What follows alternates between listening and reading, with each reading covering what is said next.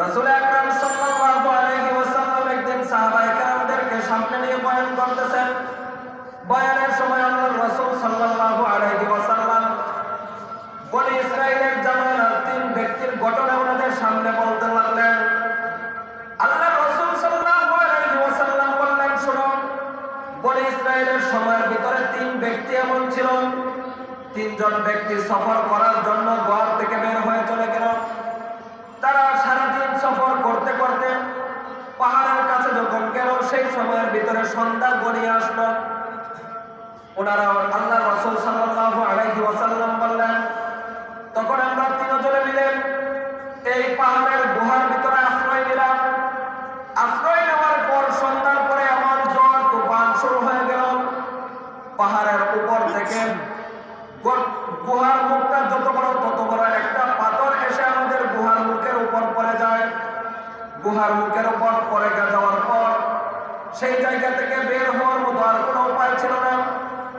তারা সকলেই 3 জন মিলে শরীরের সমস্ত শক্তি দিয়ে সেই পাথরটাকে ধাক্কা দিয়ে সরানোর জন্য বারবার চেষ্টা করেও ব্যর্থ হয়েছে।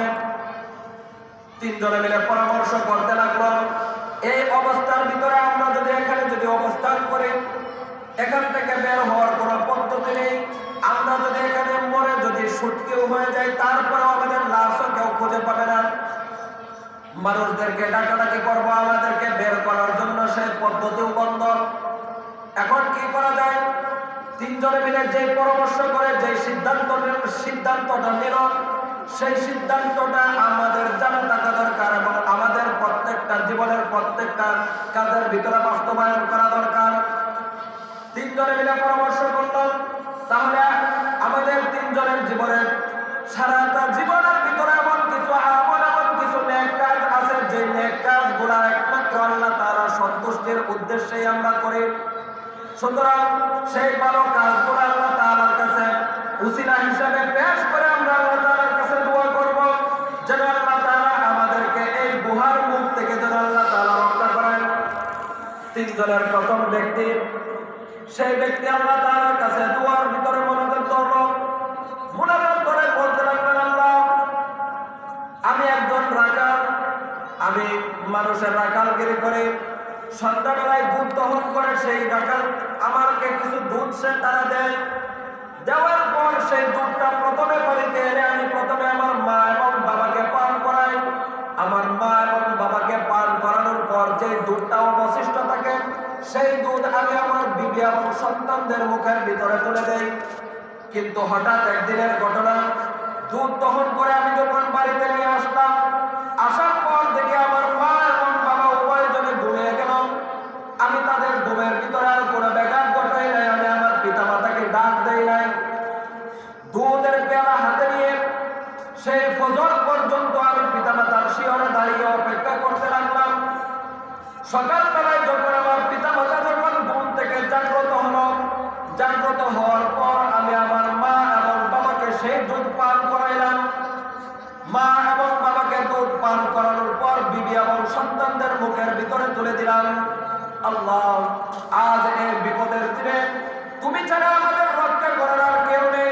আমার সেই ছোট্ট একটা খিদমত যদি তোমার কাছে কবুল হয়ে থাকে, আজকের এই বিপদের দিনে সেই খিদমতের উসিলায় তুমি আমাদেরকে রক্ষা করে দাও। সুবহানাল্লাহ। এই দোয়া মুনাজাত শেষ করার সঙ্গে সঙ্গে 3 জন ব্যক্তি দেখতে লাগলো, আশ্চর্যজনকভাবে গুহার মুখটা যত বড়, সেখান থেকে 3 ভাগের 1 অংশ পাথরটা আস্তে করে সরে গিয়েছে। সুবহানাল্লাহ। সুবহানাল্লাহ। গুহার মুখ থেকে 3 ভাগের 1 ভাগ পাথরটা সরে গিয়েছে। অক্সিজেন বাহির থেকে ভিতরে আপ ডাউন করবে, প্রবেশ করবে, এমন পরিবেশ পরিস্থিতি তৈরি হলো। দ্বিতীয় আরেকজন মুনাজাতের ভিতরে বসে গেলেন। মুনাজাতের ভিতরে বসে সেই ব্যক্তি বলতে লাগলেন, আল্লাহ, আমার একজন চাচাতো বোন আছে সুন্দরী, সে বিপদে পড়ে আমার কাছে দান দেওয়ার জন্য, কর্জ নেওয়ার জন্য এসেছে। আমি একটা শর্তে তার কাছে টাকা পয়সা দেওয়ার জন্য রাজি হয়েছি, কুকর্মের প্রস্তাব দিয়েছি। বাধ্য হয়ে সে আমার প্রস্তাবের ভিতরে রাজি হলো। কিন্তু আমি যখন তার সাথে খারাপ কাজ করতে গেলাম, সেই সময়ের ভিতরে আমার চাচাতো বোন বলল, ইত্তাকুল্লাহ, তুমি আল্লাহ তাআলাকে ভয় শব্দটা বলার সঙ্গে সঙ্গে তোমার ভয় আমার দিলের ভিতরে জাগ্রত হয়ে গেল। আমি আমার চাচাতো বোনকে বললাম, যাও যাও যাও, তোমার সাথে আমি আর জিনাহের কাজ করবো না। তোমাকে যে পরিমাণ টাকা আমি দিয়েছিলাম সেই পরিমাণ টাকাগুলাও তোমাকে আমি সৎকার করে দিলাম। এই বলে সেই ব্যক্তি বলতে লাগলেন, আল্লাহ, সেই ছোট্ট একটা আমল যদি তোমার কাছে যদি পছন্দ হয়ে থাকে, আজকের বিপদের দিনে যেখানে রক্ষা করার মতো কেউ নেই সেখানে তুমি আছো, সুতরাং সেই একটা আমলের কারণে আজকের বিপদের দিনে তুমি আমাদেরকে রক্ষা করো। মুনাজাত শেষ করার সঙ্গে সঙ্গে অটোমেটিক ভাবে দেখতে লাগলো পুরা যে 3 ভাগের 1 অংশ সরে গিয়েছে, 3 ভাগের 2 জনে মুনাজাত করার সঙ্গে সঙ্গে 3 ভাগের 2 ভাগ সরে গিয়েছে। সুবহানাল্লাহ। এই মুহূর্তে মাথা বের করা যায় কিন্তু পুরা শরীর গর্ত থেকে বের করা যায় না। তৃতীয় যে ব্যক্তি আছে সেই ব্যক্তি মুনাজাতের ভিতরে বসে গেলেন। মুনাজাতের ভিতরে বসে গিয়ে বলতে লাগলেন, আল্লাহ, আমি অত্যন্ত গরিব মানুষ ছিলাম, দিন মজুর কাজ করানোর জন্য কিছু শ্রমিক আমি নিয়োগ দিয়েছি।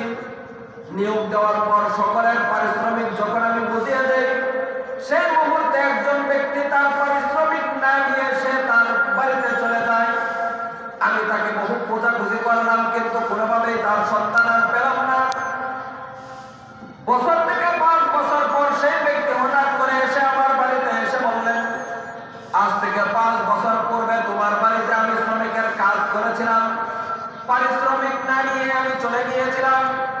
আজকে এসেছি 5 বছর পূর্বে যে পরিশ্রম করে গিয়েছি তোমার বাড়িতে, 5 বছর পূর্বের সেই পারিশ্রমিক তুমি আমাকে ফিরিয়ে দাও। 5 বছর পরে এসে যদি কেউ যদি তার পারিশ্রমিক চায় আমাদের বর্তমান সময়ের ভিতরে, আপনারা বলুন তো এই ব্যক্তিকে আমাদের সমাজের মানুষ পারিশ্রমিক দিলে তাকে উত্তম মাধ্যম দিয়ে তাকে বিদায় করে দিবে, উত্তম মাধ্যম দিয়ে এই ব্যক্তিকে বিদায় করে দিবে। কিন্তু দেখুন সেই সময়ের ভিতরে মানুষের আচার নেচার কেমন ছিল। আল্লাহ রাসূল সাল্লাল্লাহু আলাইহি ওয়াসাল্লাম বললেন, 5 বছর পূর্বে যে ব্যক্তিটা পারিশ্রমিক না নিয়ে চলে গিয়েছে, 5 বছর পূর্বে পরে এসে সেই ব্যক্তিটা পারিশ্রমিক চাওয়ার সঙ্গে সঙ্গে সেই ব্যক্তিকে ধরে নিয়ে একটা মাঠের ভিতরে চলে গেল। মালিক মাঠের কাছে গিয়ে দেখাতে লাগলো এই মাঠের ভিতরে গরু আছে, ছাগল আছে, দুম্বা আছে, উট আছে, অনেকগুলো সম্পদ একসাথে ভিতরে জমা। সেই ব্যক্তিকে বলতে লাগলেন, আল্লাহ রাসূল সাল্লাল্লাহু আলাইহি ওয়াসাল্লাম বললেন, এই যে 5 বছর পূর্বে তুমি পারিশ্রমিক রেখে গিয়েছিলে, সেই 5 বছরের পরের পারিশ্রমিক হলো তোমার এই সম্পদ। সেই ব্যক্তি বলতে লাগলেন, আমার সাথে কি মশকরি করেন? 5 বছর পূর্বে পারিশ্রমিক রেখে গেলাম কথার কথা 500 টাকা, আর 5 বছর পরে আপনি আমাকে 5 লক্ষ টাকার সম্পদ বুঝিয়ে দেন, এটা কিভাবে? সেই ব্যক্তি বলতে লাগলেন, 5 বছরের ভিতরে যে পারিশ্রমিক আপনি আমার কাছে রেখে গিয়েছিলেন সেই পারিশ্রমিক আমি নিজে খরচ করে নাই, আমার সংসারের কাজের ভিতরেও লাগাই নাই। তোমার সেই 500 টাকা দিয়ে আমি একটা গরু, একটা ছাগল, একটা উট ক্রয় করেছি। এটাকে খাদেমদের মাধ্যমে, এলাকার মাধ্যমে লালন পালন করে বড় করেছি। আজ 5 বছর পরে তোমার পারিশ্রমিকের 500 টাকার সম্পদ 5 লক্ষ এসে দাঁড়িয়েছে। সুতরাং এই মাঠের ভিতরে যত সম্পদ তুমি দেখতে পাও সমস্ত সম্পদ তুমি নিয়ে নাও। সেই ব্যক্তি বলল, আমি তাকে পারিশ্রমিক 5 বছরের পরের পারিশ্রমিক ফিরিয়ে দিলাম। আমাকে একটা ছাগল দেয় না, উটও দেয় না, দুম্বাও দেয় না, আমার মনের ভিতরে কোনো আফসোস নেই, সমস্ত সম্পদ নিয়ে সে চলে গেল।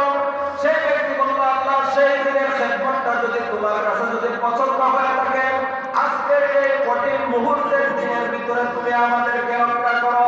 সুবহানাল্লাহ বলুন। আল্লাহ রাসূল সাল্লাল্লাহু আলাইহি ওয়াসাল্লাম বলেন, তৃতীয় ব্যক্তির দোয়া শেষ হওয়ার সঙ্গে সঙ্গে পাথরটা অটোমেটিক ভাবে গুহার মুখ থেকে, আপনার পাহাড়ের গুহার মুখ থেকে ছিটকে গিয়ে দূরে গিয়ে পড়ে গেল। অটোমেটিক ভাবে আল্লাহ তাআলার কুদরতি ভাবে সেই 3 জন ব্যক্তি মুক্তি পেয়ে গেল। সুবহানাল্লাহ বলুন। সুবহানাল্লাহ। তাহলে বোঝা গেল কোন সন্তান যদি পিতামাতার খেদমত করে, এই খেদমতটা যদি আল্লাহ তাআলার সন্তুষ্টির উদ্দেশ্যে হয়ে থাকে, এই সন্তুষ্টির উদ্দেশ্যের খেদমতটা আল্লাহ তাআলার কাছে পেশ করে কোন সন্তান যদি দোয়া করে, আল্লাহ তাআলা সেই সন্তানের দোয়াটাও কবুল